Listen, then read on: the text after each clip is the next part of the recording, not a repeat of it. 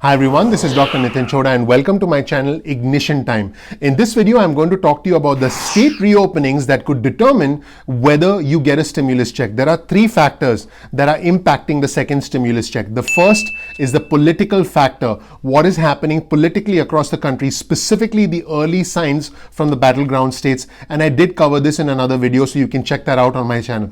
The second is the economic and the medical factors that tend to go hand in hand. The extent of the outbreaks in your state, the state mandated shutdowns of businesses, the social distancing guidelines, all of those factors which are specific from one state to another will impact the second stimulus check. And here's why. Traditional Republican states like Texas, Arizona, and Georgia are starting to see a resurgence in cases.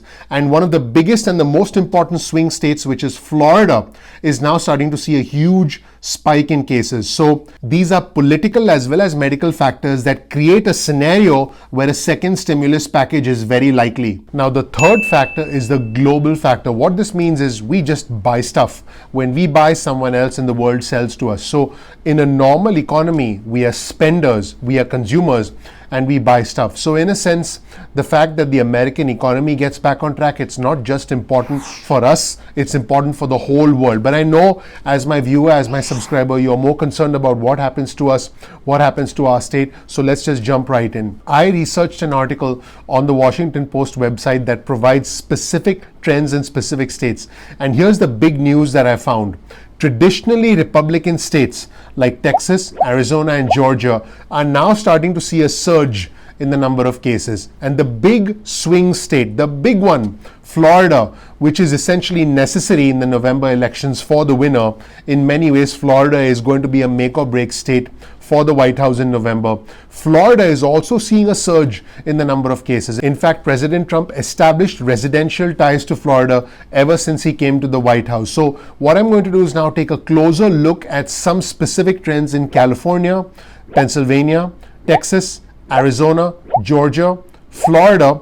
I'll also take a look at North Carolina, Illinois, and Ohio. So let's go ahead and take a look at this Washington Post article that broke down the statewide pandemic. And I'll tell you why this is important, because you'll start to see an interesting trend where the Republican states are now starting to see a surge in the number of cases, which essentially creates a scenario which is both a political necessity, like I mentioned earlier, as well as a medical and economic necessity for a second stimulus package, because these individuals need help.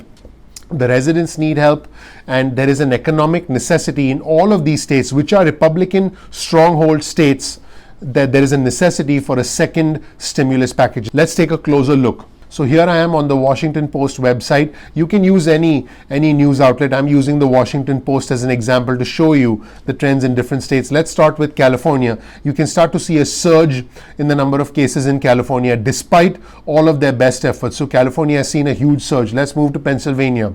Pennsylvania saw a surge, and then things have gradually started to get better, but in the last few days the number of cases have gone up. So again, these trends are current at the time I'm making this video. So as you can see, Pennsylvania is seeing a slight surge right now. Now Texas, this is a Republican state. Texas is seeing a huge increase in the number of outbreaks, and as you can see, the numbers are going up, and hopefully the state can get these under control. So this has to be brought under control because it just keeps going up and up. Arizona, in the state of Arizona, you'll start to see, by the way, this is also a Republican stronghold.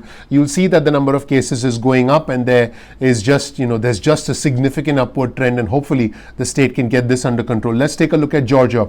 After an initial period of success where the cases went down a little bit, and then they went up a little bit, and then they came down, now they're starting to shoot up again at the time I'm recording this training. So Georgia is going through a lot of trouble right now. Now let's take a look at Florida. As you can see, in Florida, they had it under control initially, and then the cases started to go back down, and then the cases started to surge back up again. And you can see now that recently the number of reported cases was higher than it's ever been. So there has been a surge, there has been an outbreak in Florida, which is not good news. In fact, on the 26th of July, due to a spike in the number of cases, the State Department of Business and Professional Regulation announced that it would close bars nationwide. So a lot of these states have had to backtrack a lot of their state reopenings and have had to take a step back in order to control this pandemic. And the number of cases in North Carolina just keep on increasing. On the 24th of June, the governor said North Carolina would pause reopenings for 3 weeks. Let's take a look at Ohio right now. You can see that initially there was a surge,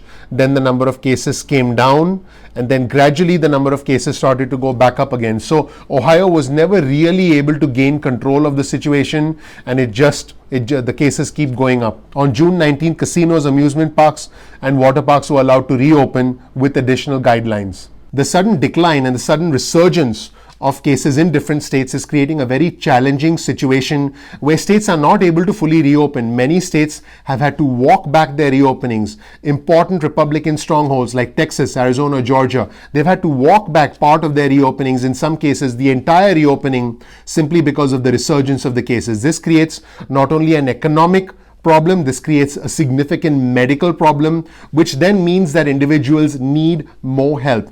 Individuals out there need help, and setting aside political considerations, which I did cover in another video, this essentially creates a confluence of factors, if you will, that make a second stimulus package very likely. If you add a couple more factors to that, the fact that the president is now supportive of a second stimulus package, he pretty much announced that a second stimulus package would be coming in the next couple of weeks. He did that in a Scripps National News interview that I covered, that I'll also link to below. On top of that, many Senate Republicans are now starting to get the wheels turning.